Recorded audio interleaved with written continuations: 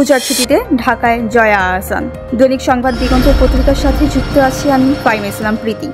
দুই বাংলার জনপ্রিয় অভিনেত্রী জয়া আহসান দীর্ঘদিন কলকাতায় সিনেমার কাজে ব্যস্ত ছিলেন। দুর্গাপূজার মৌসুমে তিনি কলকাতায় পূজা উদযাপন করেছেন এবং নবমীর সকালে পূজার পরিক্রমা শেষে ঢাকায় ফিরেছেন। কলকাতার পূজার আনন্দ এবং উৎসব মুখর পরিবেশ নিয়ে ভারতের গণমাধ্যমকে জয়া বলেন, দারুণ লাগছে। রাত জেগে ঠাকুর দেখা, ভোগ খাওয়া, বন্ধুদের সঙ্গে আড্ডা সবই হয়েছে, সঙ্গে পূজা পরিক্রমাও ছিল। এইসব অভিজ্ঞতা সত্যি অসাধারণ। ঢাকায় ফেরার প্রধান কারণ ছিল বাংলাদেশের পূজার আনন্দেও অংশগ্রহণ করা। জয়া বলেন, সেখানে যোগ দিতেই তড়িঘড়ি কলকাতা থেকে দেশে ফিরে যাওয়া, না হলে তো এবছরের মতো বাড়ির পূজা দেখা হতো না। তিনি দুই দেশের পূজার পার্থক্যও তুলে ধরেছেন। তার বক্তব্য, বাংলাদেশেও বড়ভাবে পূজা হয়, খাওয়া দাওয়ার ব্যবস্থা থাকে, তবে কলকাতার পূজার আয়োজন ও পরিবেশ আলাদা এবং একরকম উৎসব মুখর।